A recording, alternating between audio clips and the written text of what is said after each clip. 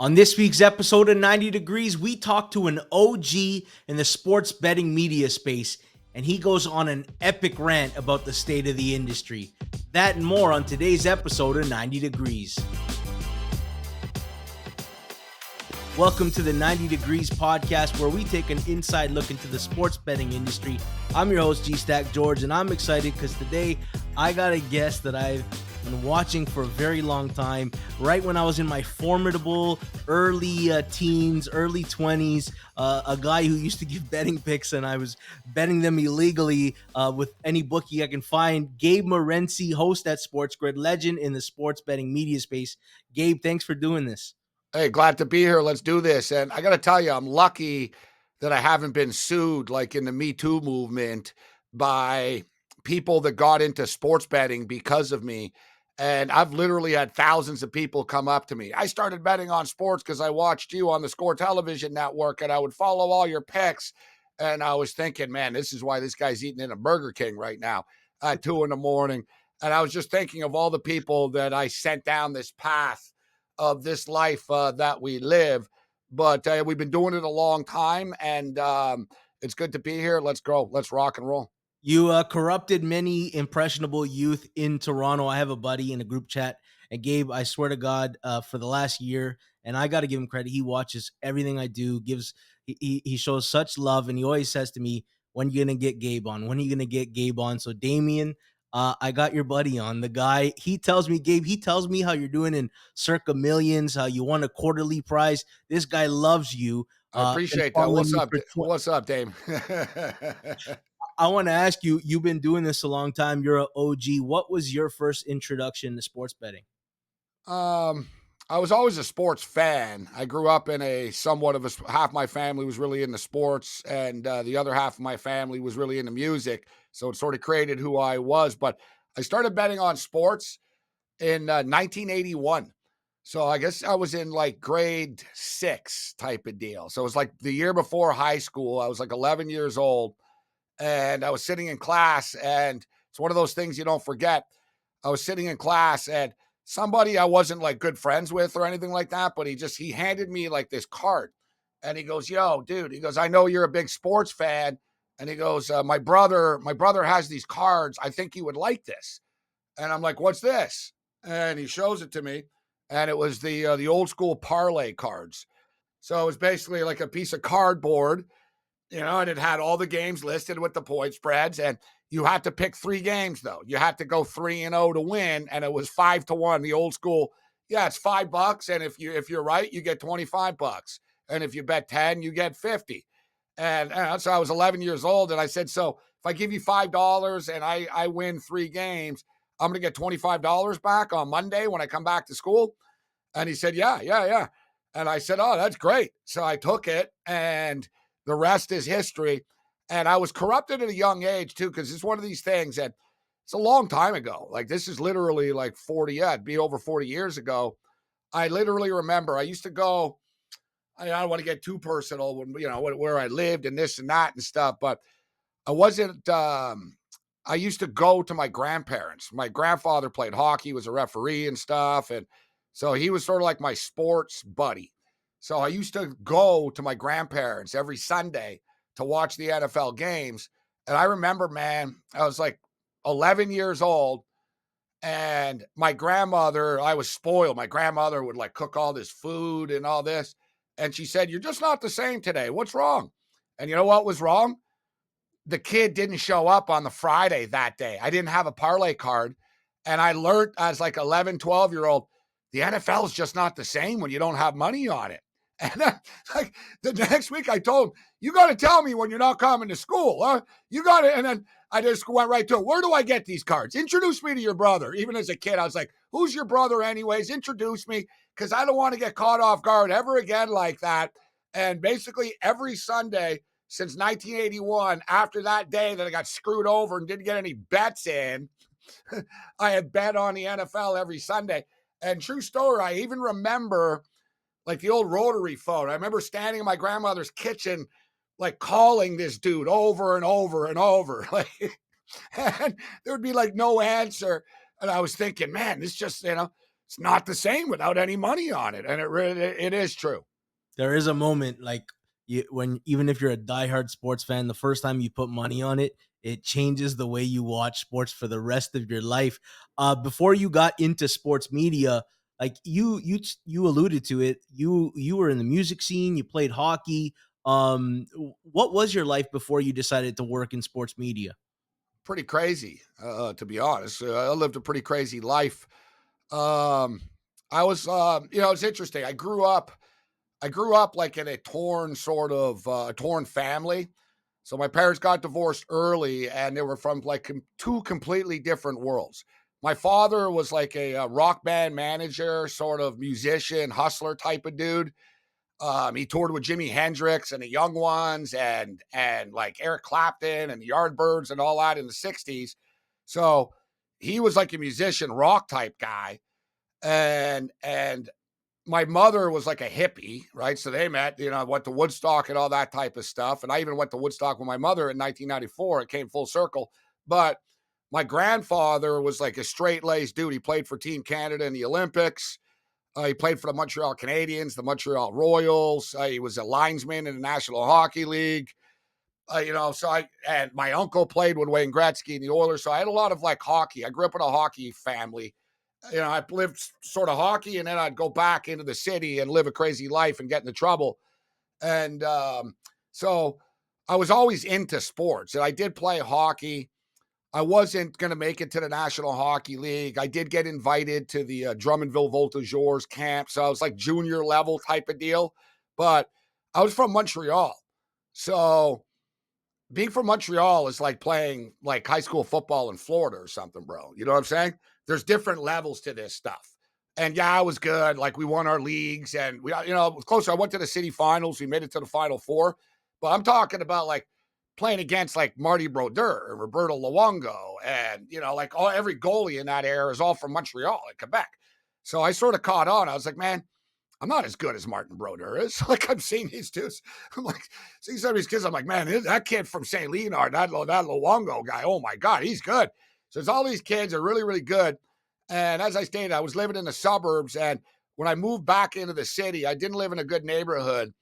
And, it sort of started to corrupt me a little bit, like all teenagers. And then sports, it was a tug of war with sports. But then basically I was in bands too. So I had a passion for music. And I could have played NCAA hockey. My grandfather was very upset that I didn't play professional hockey. So he wanted me to move to England. I could have played in England. And I was like, I'm not moving to England. I'm like 17 years old. And like he said, you're going to make, it was basically, I was being told, you're going to make $19,000 a year. They're going to pay for where you're going to live and you're going to like it. Right? It was one of those deals. What kind of league is out in England? I didn't even know there's a hockey scene out there. Oh yeah. There's hockey everywhere, bro. There's hockey everywhere. England's not as good as like, the Finlands and the Swedens and stuff like that. But what it was? Because my grandfather played for the Wembley Monarchs. He played for the Wembley Monarchs in like in the 40s. They wanted to push you that way. The station during the war and stuff. Yeah. So he ended up playing. All the Canadian dudes played hockey in England, like in during the war days when they were stationed in England. They all were like, "Hey, let's just play for this English team." So these English, like, dude, people don't realize this to get off track, but England actually won the 1936 gold medal in the ice hockey Olympics. Because it was all Canadian dudes married to British girls. Your grandfather wants to push you into hockey. Your father's in the rock concert scene and tours. You didn't want to follow that pathway. You didn't want to be in the music scene. No, I did. I moved to Hollywood. I was in a punk rock band. It was pretty successful actually. And it was pretty supportive. Like my parents were cool. Like how many parents, I went up to them and the day I legally could quit high school at 16, I basically did. Like I told them, I said, listen, I quit high school today and I'm going on tour with my band and we're opening up for this band called DRI and it's a really big deal and it's going to be super cool. And they said, follow your dream. So I did it. I went on tour for a couple of years with these like punk rock bands and I played with all, like it was a real early punk scene, SNFU, Dayglow Abortions, DRI, Corrosion of Conformity. I could go on. So it was like real, the punk scene. It was a lot of fun. It was a great time. But then I moved to Hollywood, and I was in like rock bands in LA, and I went to school in LA. But I was betting on sports the whole time, right? So I was always betting on sports, and I was in the music business from like 1985 to 2000 essentially. And it got to the point where I was like listening and watching talk shows, and I just thought, man, everyone would tell me all the time, you know more than these people do. They're like, man, I was watching or I was listening, and it would happen all the time. And I would listen to like these radio shows that would have like trivia questions and it'd give away stuff. And it was like taking money from like, you know what I mean? it was like, I was like robbing a bank. I would just call in. I'd be like, man, you're all so stupid. It's this. The answer is like Vinny Testaverde. All right. Like, it's not hard, guys. Gino Toretta. Okay. Not hard. So boom, boom, boom, boom. And then, I realized I don't want to get too into it, but, we had a couple of guys die in our band. We went through a lot of stuff. We had a lot of stuff happened over the years, and I was 30 years old. And we'll get to the gist of it, basically. The guitarist of my band was having sex next to a very, like, it wasn't pretty to watch, like in front of us, like in a van. Like that stuff happens in bands. So we're on like a bus, and I was like, I looked over, I'm like, man, I can't do this anymore. Like, it's just this, like, not worth it. Like, yeah, I'm making like $100 a night if I'm lucky on the road, 200 night stuff. I'm like, I can't do this anymore. And I decided I was 30 years old, which I thought was late, 29, 30. And I say, you know what? I'm gonna get into the sports media business. And I didn't really know how or what I was going to do, but I was like, I should be in sports somehow. I'm gonna go back to the sports world. And the rest is history. I basically bought my airtime on like a community radio station that you weren't allowed to talk English on until midnight. And we did that show, and boom, it just took off after that. Hey, I want to talk to you about Pinnacle. Pinnacle is the world's sharpest sports book and available to bettors in Ontario. Find out what professionals have known for the last 25 years. 25 years of competitive odds, your trusted sports book. Bet smart, bet Pinnacle. Must be 19 plus in Ontario. Please play responsibly. Not available in the US. Now back to the show. I actually wanted to tell you a sidebar story. When I was in broadcasting school, like they want you to interview everybody, local newsmaker in college, just anybody to get some experience. So they send me out to a festival, and I'm not a fan of rock music, to interview this like discreet band that I've never heard of. And I'm like, I interview him. I have no idea. I'm asking generic questions. I don't know anything about broadcasting chops. Gabe, I found out 8 years later, they were actually a pretty good band called the Glorious Sons. And I interviewed them thinking these guys are absolute nobodies, and I have no clue who they are. That's my long-winded way of saying, like, it took me a while to learn the skills of being a broadcaster. You've got an outrageous personality. Did you take any like formal learning, any classes to learn, or you just fire the mic up and I'm just going to be myself? Because you got No, a I pretty. did. I did actually. I saw the back of the newspaper. It was like one of those deals. It's like the back of the newspaper, and it was like a little ad. It said the Montreal Radio and Television School. Mm, And I was like, well, what's this? So I look, and it was a Robert Viro, who I'm a big fan of. So basically, he was like a long time, one of those like long time local reporters that seen it all, like did the crime scenes and that scene. So he's like a worn out dude that just had a school. And I went in there and I was like, I think I'm too old for this. I'm like, everyone's like, 18, 19, this, all this stuff. And he goes, no, you actually have experience, like, in life and stuff. And he said, you got a great personality and character. And I went through all that stuff as well, right? And a lot of people don't know stuff. Like, you'd be surprised. These kids now, cut up tape, go this, do that, right? yeah. Learn the trade and everything. But it was pretty cool. We just sort of, it was just natural for us. And we were the only student ever in the history of his school that he paid me after to Mm, advertise on my show nice. to get more students. So that's what I knew. I knew I was doing something right early. But yeah, we went through the crash course stuff, and I sort of got sort of the formatics of things. It's like anything, right? Like if you want to be an actor, you have to know where to stand. Well, you're standing, you're standing in front of the light, jackass. There's sort of like little things And radio formatics, people don't know.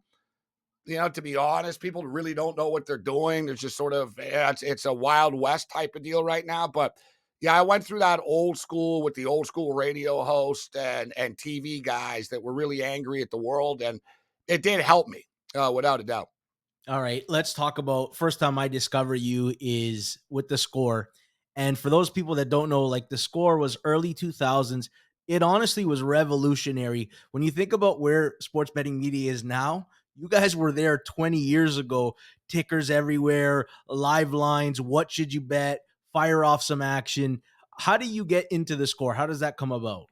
And not to mention too, what we wore as well, what I wore at that time, I don't think there was anybody that would do a show. And there was a lot of pushback.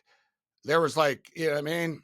Oh The yeah. suit guys, the guys that like run the sports nets of the world now. And, the same great, all these dudes, they're like, well, it's just not credible if you're not wearing a suit.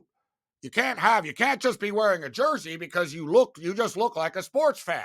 Yeah. And I said, yeah, but I am a sports fan and I'm talking to sports fans. And I said to them, do you guys really think that everybody watching us right now is sitting at home in a suit? I said, do you think did they relate to that? And they were like, it was sort of this thing. And fortunately, the owner of the Score, John Levy at the time, said, let him dress the way he effing wants. All right. Yeah. Like this is, let him do his thing.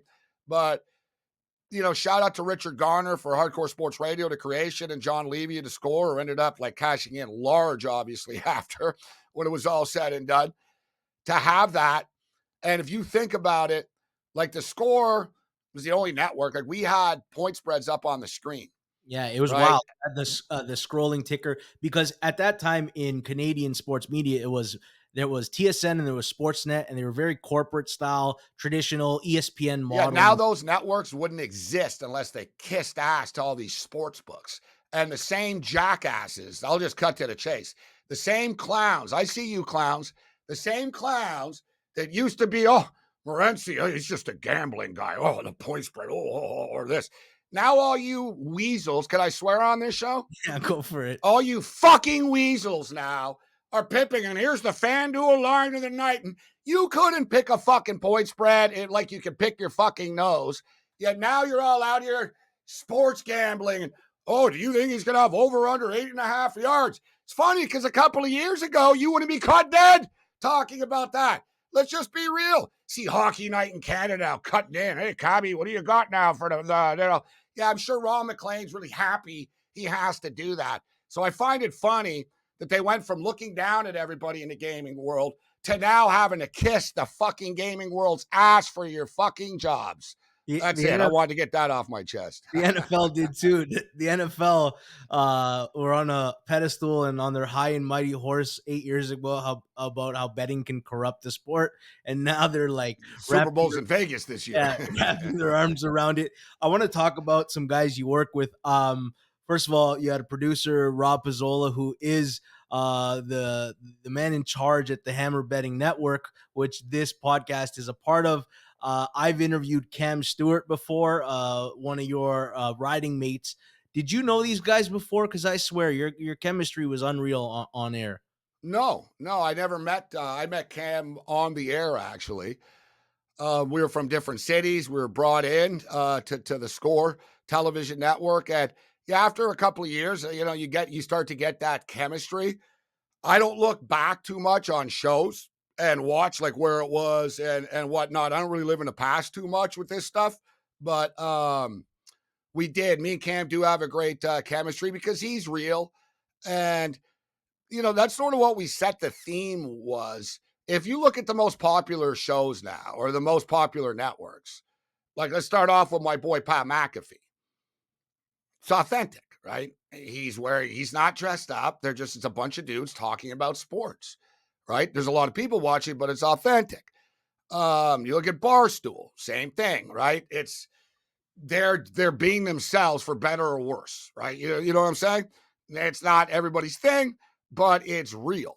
And, I think people can cut through the crap now. In the old days, it used to be a little bit of big phony TV world and all this type of stuff, but what you wear now doesn't matter. It's all about the content, and it's, be yourself essentially. And Cam is good at being himself. He's a likable guy. So it's been a lot of fun working with him over the years. But no, we did not know him before. I did not know him before we started working together at the Score and Hardcore Sports Radio. The easiest way to improve as a sports bettor is use multiple sports books and always get the best odds. We recommend using an odds comparison tool like BetStamp. BetStamp compares odds across every sports book for games, futures, and player props. Save time and money by checking BetStamp before you bet. Download the app today. If you're looking to sign up for a new sportsbook account, please check out the offers available at betstamp.app/circlesoff or hit the link in the description. If you sign up through this page, it helps support the show. Now back to the episode. For those that don't know, like I started off in radio, and radio's immediate. Like we react to callers in the moment.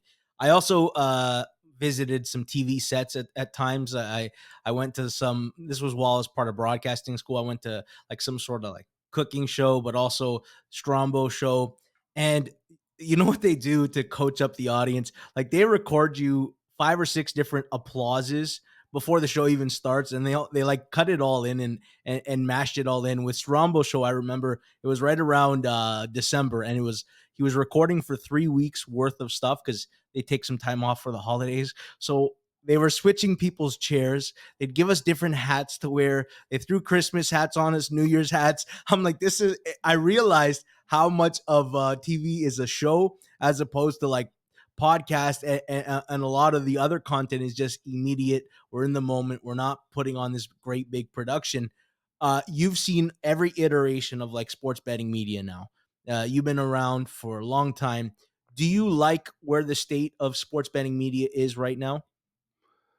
Not no, no. I'll cut to the chase. No, yes and no, because in the same way I was just talking earlier, um, sports books, sports gambling is driving the industry right now. Let's just call it out for what it is. Imagine if you took away all these sports books and all the ads and all the revenue that is being driven into the business right now. But it's more from a content standpoint. I find it harder and harder. It's like anything, though. It's hard to find anything that is good out there, right? Whether it's from an entertainment standpoint, from a sports betting standpoint, you have to look for it from the mainstream perspective. Basically, let's call it out for what it is, right? Let's get the most popular person to promote our book, and then you get into this content type of stuff, and it's mostly just all fluff. You've got a bunch of other people that are just cutting their plays of the day and their videos of the day and stuff, and it's just sort of, they're reading a script essentially. They're not living it. That's the whole thing that people want to know. Are you living it? Right? Do you live this? For better or worse? We do. Right? Like I've never given a pick on the air. I'll never tell someone, oh yeah, I like this, but if then I wouldn't bet it. I mean, hell, there's a lot of handicappers that don't bet. Right? They're selling their picks, but they're not really even betting. So I'm pretty good. You can't hustle a hustler, so I can see who's real and who is not. And let's be real. About 80% of this market right now. It's a lot like the poker world now. Remember years ago, there was like a poker rush and every jackass and sleazeball in the world was involved in poker this and poker that and poker this and poker that. Well, this is where we're at with sports betting right now. They'll move on to something else in a couple of years, and it'll sort of, the things will even out a little bit, but it's not the best era that we're in right now. And sports fans have never been stupider either. It's a scary time because right now the market is oversaturated, and the market is also growing so fast as far as new bettors coming into the world, and they could get led astray by following the wrong people. So there's a little bit of danger there. But there is no really right, like, they're going to get fallen astray, but it's up to them. They can get fallen astray on the stock market as well. Right? I mean, one thing I'll say though about now, there's so many people betting, right? I mean, now I think it's up to 35 states or so. I think it's 35 now, coming, whatever, give or take. So now line moves don't mean as much. You know what I mean? Like people talking about line moving this. Like, what do you mean line move? You literally have like 78 million Americans betting right now on an app. Do you think because the numbers going, because the sharps did this or the squares did that, right? So now it's almost just like a Powerball lottery, man. It's like, whatever, dude, throw your ticket in here.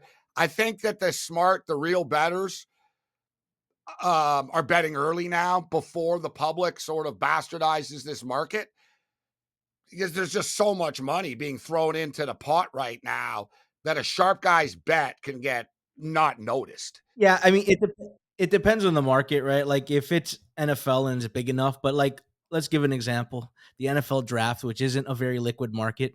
Will Levis, a guy posts on Reddit that he knows Will Levis and he was told he was going first overall. And the market steams Will Levis first overall pick. Like he becomes the number 2 favorite behind Bryce Young. The guy doesn't go until the second Well, round, right? So like there's an example of an the illiquid market. NFL draft and all drafts, but the NFL, because the NBA is a little bit different. There's only 2 rounds, so it's not this big body of work. It's more it's obvious, but the NFL draft is actually the best thing to bet on. Yeah, yeah. Like it is the best thing to bet on, and it is true. It's amazing to me how much faith that the sports books will put in some media report or somebody on Reddit, as you stated, but so do people. Everyone ran and bet that. We all knew that wasn't going to happen. Will Levis was going to be the top damn pick in the draft. That's my favorite thing to bet on, actually. I love betting on, I kill drafts and also XFLs, USFLs, the TBT, like the basketball tournament on ESPN every year where Yeah, they play for the $1 million. yeah. We crushed the FIBA World Cup. Events in which the odds makers don't really know. Yeah, there's Like just not they don't there's know. not enough smart money, and it's not enough of a liquid market. Listen, the NFL, they got billions being wagered on it. They can figure out pretty quickly what the line needs to be. A niche market or Well, a the computer will, WNBA, yes. a WNBA, they're often inefficient markets, and you can take advantage of them. I actually want to talk to you because you like bet everything. Like you're an animal. I don't know how you're giving out picks on 8 different sports and 5-6 picks a day. What are your favorite sports to bet? That's a interesting. My favorite sports to bet from a profitable standpoint are the USFLs, the XFLs, the startup leagues. The CFL is not a startup league, and the CFL is an erratic. It can be tricky at times. So I can't compare the CFL to the USFL. But to put in context, like with the USFL, I did a pick. I promised people before the season started. I said I will beat this league. I promise you. I did. I gave a pick for every game. All right. It's not easy. Like a lot of people would just sort of hand pick and this and that. Sure. Dude, we went like 35-18. All right. Then it was like, okay, XFL is coming up. Let's go. Let's get into the XFL. Boom. We went like 35-21. And it was funny because for all the people, oh, I don't bet those leagues. I don't bet those leagues. It's like, all right, we just went like 72-38 over the summer in these 2 leagues. But I'm sure you're going to be up plus 40 units when the NFL season starts, right, Yeah, guys? the hardest league. When Pinnacle's letting you take a $250,000 swipe at them on Sunday morning, they're pretty confident that they've got the market figured out and the line figured out. Exactly. Yeah. Versus, I'm telling you, I bet XFL too because I'm a wrestling fan and I got a little bit of it in me. Lines were moving 3 points the day of the game. Like no one had a clue. These markets weren't efficient. Um, But this is where your knowledge comes in.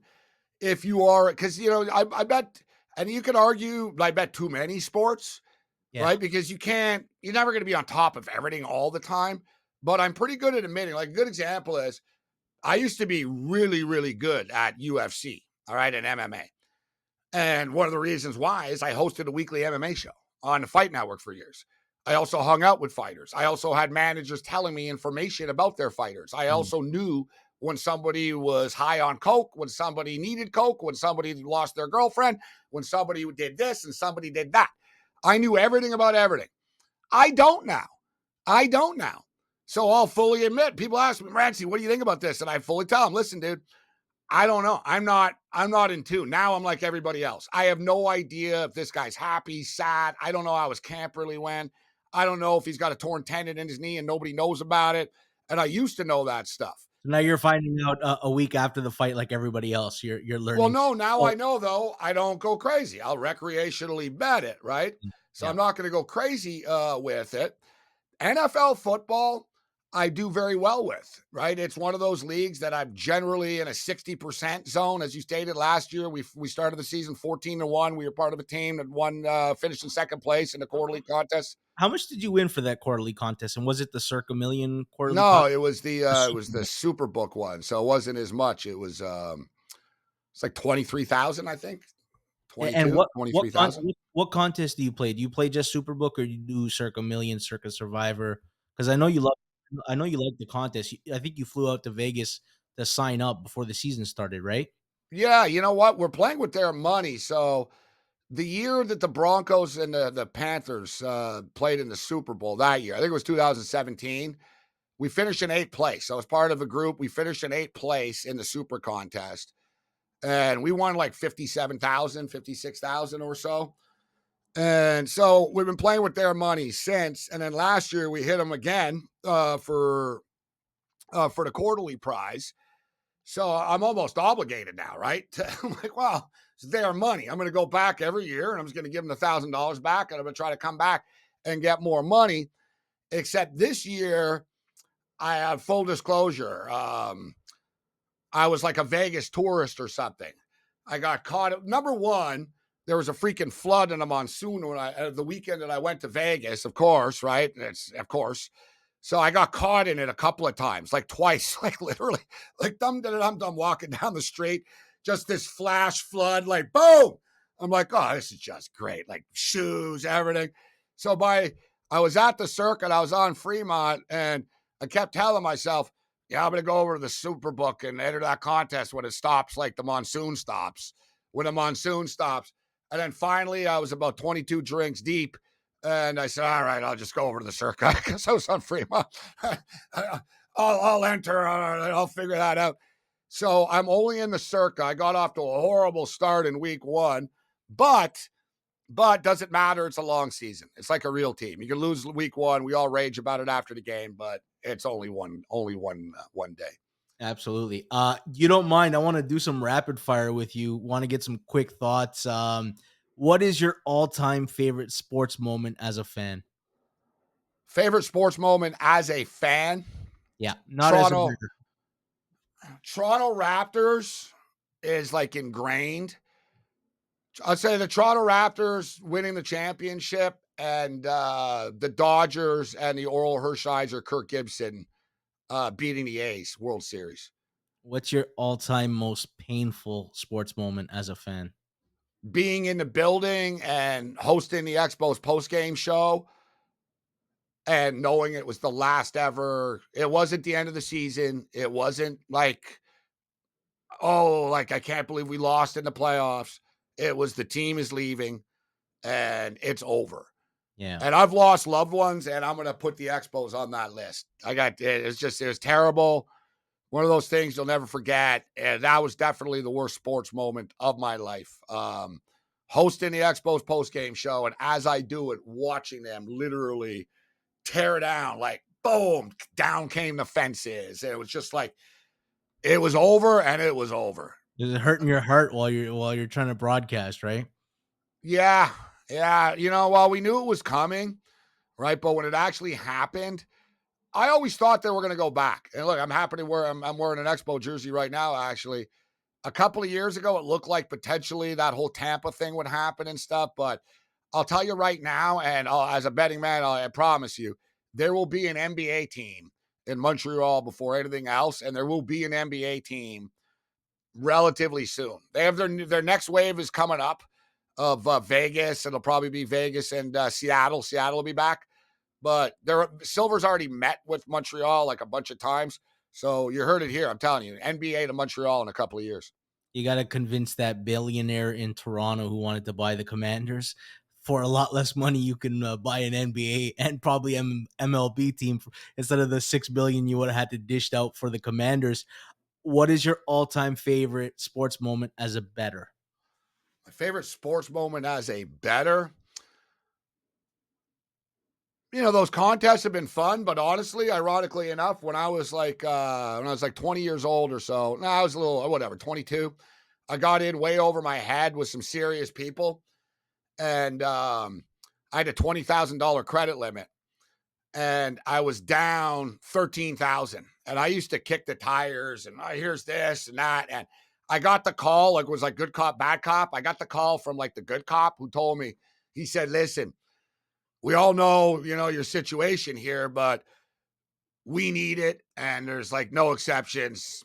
And basically, and I was screwed, bro. I mean, I had like $3,000 in my pocket. I was down 13. I had another 7 credit. And I was like, well, I'm already screwed and dead anyways, as it is, whatever happens. So just put the 7,000 on this one game. Right. So I put the 7K on the game and I won. And I'll never forget after that, being the insane person that I was, I flipped it all. And then I put 13,000 on Jerry Tarkanian when he left UNLV to coach the Fresno State Bulldogs. And one of those deals, a funny story, I was at a movie with my girlfriend at the time, and my basically like life was on the line, literally. And there was no cell phones in these days, guys. You don't know the score. You put the bet in. The only way you knew the score is you called the freaking the score phone hotline. So I'm at a movie with a girl. I went to the bathroom. I got to go to the bathroom. I got up like 6 times during the movie. Okay. So How many bathrooms? I was like, yeah. So she comes out, sees me on the phone. She's like, I fucking knew it. You son of a bitch. You're fucking talking. Grabs the phone. Fucking UNLV 40, Fresno State 38. It's a score line. I told her, no. I told her, listen, I got a lot of money on a basketball game, and I got to call this number to get the score. I'm not cheating on you. I won the game. I flipped it over. I went from owing $13,000 to these guys owing me like $3,000. They showed up. They gave me like $2,000 and they told me never call them again. True story. I've seen a movie like that before. Mark Wahlberg, The Gambler. I think I wouldn't advocate for what you did. I'm happy it turned out well. No, all you kids, I'm telling you right now, bet. You're going to hear all these people, you're going to get ripped off at this book or that book. Just get ripped off. Stay at those books. Do not bet on credit. You know what I mean? If anybody asks me, what's your betting advice? Do not bet on credit. You lose your money, fine, man. You lose your money, fine. You know how many times once, dude, I was thinking of the score. I met the guy behind the freaking score. I used to meet a bookie behind the score. I owed the guy $3,200. I'll never forget. I'm walking down the street and I have an envelope with $3,200. And there was a fucking van, this nice like RV van type of deal. It said for sale, $3,000. And I looked over, I was like, I just fucking lost a fucking van. And I gave the guy the envelope. I was like, here's a van, fuck. I had a buddy once. He live bet a team that was up massive, and Gabe, like he on credit, he live bets like $1,800 to win $50. We happened to be watching a movie. The movie was excellent. At the end of the movie, I said to him, man, that movie was wicked. He goes, I didn't see a thing. He goes, I made the dumbest decision of my life, and I was box score watching this disaster bet that lost. I'm like, how bad did you need that $50, man? Well, everybody talks about bad beats and stuff, and I tell people, because you lose a game by half a point or something weird happens, it's not a bad beat, it was just a bad bet. You were on the wrong side. I mean, that Super Bowl was a bad beat. But what really kills me, and I did this during the NBA playoffs, and it really was one of those, it still bothers me. I was putting $250 a unit down. So I was basically betting in games, 250, 250, 250, 250, right? Like that was basically, I was like, all right, I'm betting 250 a unit here during like this NBA stuff. So I'm like 250, 250. I put a fucking extra zero on it. It was 2,500. And I didn't notice until there was like, if I would have looked 2 minutes later, I could have been, oh God, this sucks. And I just, okay. But you know what I mean? I can figure this out. And instead I look up at the end and I'm like, what the fuck is this? Why does my account have like, and then I look, I'm like, oh my God. And I was like 6 points short. And I was like, dude, it was one of those. It was the Knicks. I was like, come on. I was like, I know this is improbable. I need you to score 6 points in a minute here, you motherfuckers. Right? Of course they didn't. And then I got all angry after and I was like, you know what? I'm getting this money back like now. And I had put like 2,000 on the next game coming up and I lost. And I was like, oh man, I just went in like a $4,500 spiral because I clicked a one extra zero. You got to be kidding me. Yeah. And I've been systematically getting it back. You tilted. That's a bad beat right there. That's a bad beat. One more question. Biggest screw job in the history of sports. I've given you 3 examples. If you have something that you can think of that's different, but I chose Maradona's hand of God, something that you could go back and change in time. Maradona's hand of God, the umpire Jim Joyce blowing Armando Galarraga's perfect game on the final out, and Lewis Hamilton's 8th world title being stolen from him. I'm thinking for me, actually, you want to talk about bad beats and worst things ever? I'll remember I was in Vegas. Timothy Bradley, Manny Pacquiao. Worst decision in the history of combat sports. They fought 12 rounds. Manny Pacquiao won fucking 10 of them. He won 10 of them, and he lost. It was a draw. And they already had the poster made up for the rematch.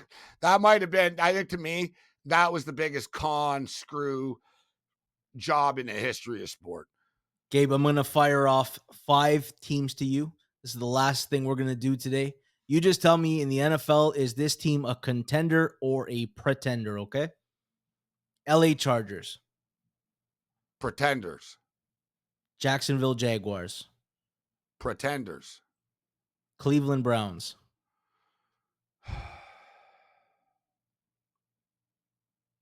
Contenders, reluctantly. Detroit Lions. Contenders. Miami Dolphins. Big time contenders. Dolphins might be the best team in the AFC. I love that. And currently first place in the AFC East. It is 1 week, but yes. I will take it. I will take it how I get it, brother. Good luck to you this season. Thank you so much for doing this.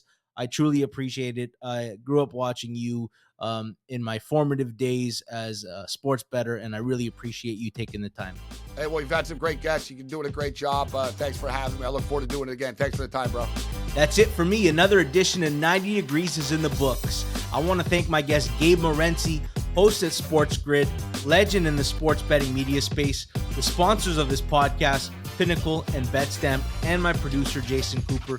Thanks for listening. Do me a favor before you go, like the content, subscribe, share, and comment. We'll be back next week with another guest on the 90 Degrees podcast, where we give an inside look into the sports betting industry. That's it for me. Hope you enjoyed. Until next time.